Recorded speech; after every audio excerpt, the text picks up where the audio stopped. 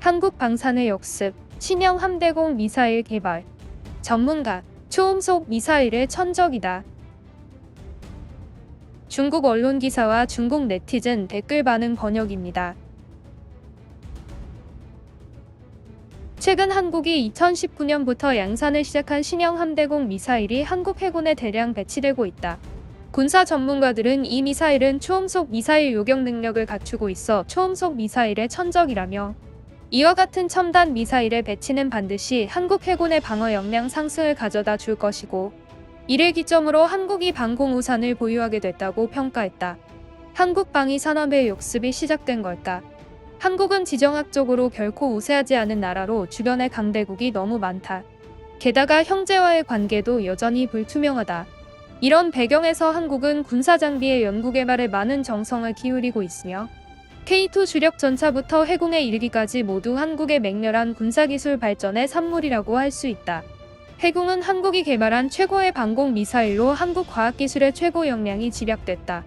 해공은 악천후에도 발사가 가능한 함대공 미사일로 사정거리는 20km 정도이며, 음속의 2배가 넘는 속도로 함정에 접근하는 표적을 요격할 수 있다. 해공의 가장 큰 특징은 한 셀당 4발의 미사일을 수납하는 쿼드팩 방식을 채택했다는 것이다. 사실 쿼드팩 기술은 이미 등장했지만 대공 미사일이 차지하는 부피의 한계로 인해 실제로 이 기술을 구현한 국가는 드물다. 한국이 이 기술을 적용할 수 있었던 이유는 국산 수직 발사기인 KVLS를 자체 개발했기 때문이다. KVLS는 호환성이 매우 높은 수직 발사 시스템으로 한국 해군의 구축함을 비롯하여 대구급 호위함 천왕봉급 상륙함, 남포급 기뢰부설함, 독도급 대형 수송함의 입원함인 마라도함 등에도 탑재됐다. 해공은 함대공 미사일의 일종으로 장차 미국의 램대공 미사일 체계와 같은 역할을 하게 될 것이다. 군함의 모든 방어체계에서 최후의 방어선이며, 모든 방어가 실패하면 군함이 의지하게 되는 시스템이다. 미사일의 위협에 직면한 경우에도 특정 역할을 할 수 있으며, 성능이 충분하다면 함대의 방공 요구를 충족시킬 수 있다. 현재 한국이 보유한 가장 발전된 구축함은 세종대왕급 구축함이다. 현재 세종대왕급 구축함의 방공체계는 3단계로 이루어져 있다.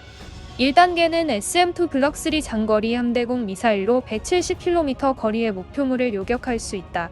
SM-2로 요격이 실패할 경우 램 근거리 미사일로 2차 요격을 실시한다. 2차 요격이 실패할 경우 최후의 수단으로 네덜란드 골키퍼의 7연장 30mm 대공포로 요격한다. 해공 함대공 미사일은 2번째 단계에서 사용하기에 매우 적합하며, 램을 능가하는 성능을 갖추고 있어 한국 해군의 근접 방어 역량을 크게 향상시켜 줄 것이다. 2011년 개발을 시작한 해공은 당초 2015년 완성될 예정이었으나 여러 가지 이유로 추진이 늦어져 2018년 12월에 이르러서야 최종 완성됐다.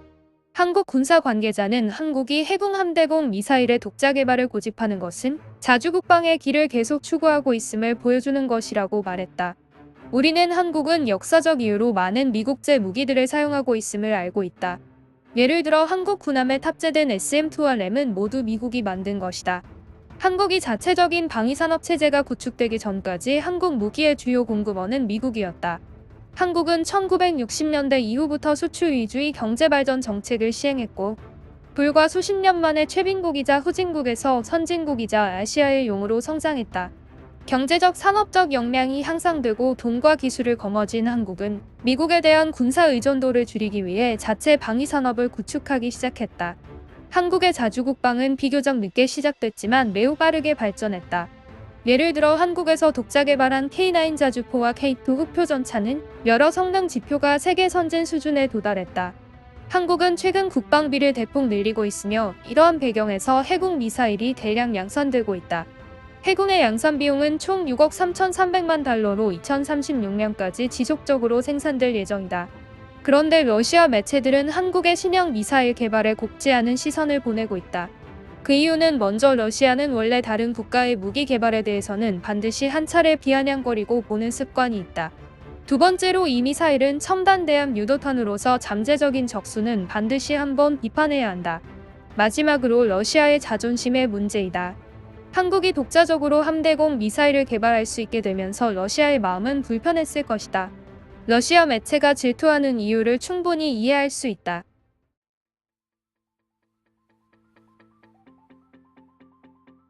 요 몇 년간 한국의 군사산업 발전을 경시해서는 안 돼.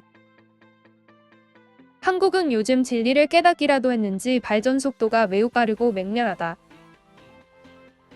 연구한 지 오래됐고 기술을 사서 이제야 완제품이 나오는 거야. 외국인들이 보기엔 중국이 훨씬 무서워. 해군의 성능은 나쁘지 않고 대공방어 미사일 중 사거리가 충분히 길다고 생각된다.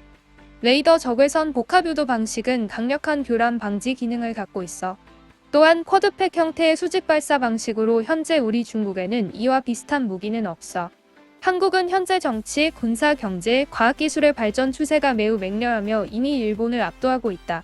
한국의 뻔뻔하고 극단적인 성격을 감안할 때 남북한이 통일되면 북한의 핵폭탄과 탄도미사일이 한국 무기의 부족한 부분을 보완해 줄 것이고 한반도는 우리에게 정말 큰 문제가 될 거야. 한국에게 핵폭탄은 기술적으로는 전혀 문제가 되지 않아.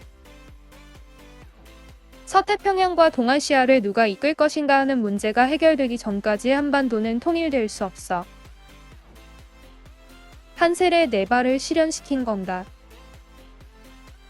한국인은 정말 돈이 많아. 한국의 어떤 것들은 확실히 괜찮다고 말하지 않을 수 없겠어. 외관이 좋아 보인다. 해군 미사일은 지대공 미사일인 천궁 미사일의 기술로 개발됐고 천궁 대공 미사일은 러시아 S-350에서 파생된 기술이다. S-350은 러시아와 한국이 공동 개발했고 기술을 이전한 게 아니야. 누구를 방어하려는 건데? 우리가 만약 너희를 공격한다면 미사일은 전혀 필요 없고 대포로도 충분해. 남북한 관계가 잠시 완화됐던 틈을 타서 서둘러 미사일을 만들었고 남의 것을 베꼈든 아니든 간에 결국 미사일을 자체 개발했네. 아무것도 없는 것보단 뭐라도 있는 게 낫겠지. 한국 해군의 힘과 미사일 기술은 점점 강해지고 있어. 무기 국산화에 대한 한국의 노력은 꽤나 성과가 있어. 한국 형님들이 누구를 겁주려는 건가요? 한국군은 중위보다 실전 경험이 훨씬 뛰어나고 매일 전투를 준비하고 있다. 과거 한국전쟁 때 한국군은 우리 자원봉사자들을 마치 전쟁의 신처럼 두들겨 팼었다. 미국의 군사 기록물을 보면 한국전쟁 당시 지원군은 한국군에 의해 전멸당하는 경우가 많았어. 당시 사상자는 남북 양측의 군대와 민간인을 합쳐서 수백만에 달했다고 한다. 전쟁이 얼마나 맹렬했고 피비린내가 진동했는지 알 수 있지. 우리 지원군은 얼마나 죽었을까. 더구나 우리 지원군이 아무리 정예부대라 할지라도 한국군과의 싸움에서 오세하지 못했었다고 한다. 이제 시작일 뿐이고 얼마나 발전할지는 한국이 얼마나 노력하느냐에 달려 있어.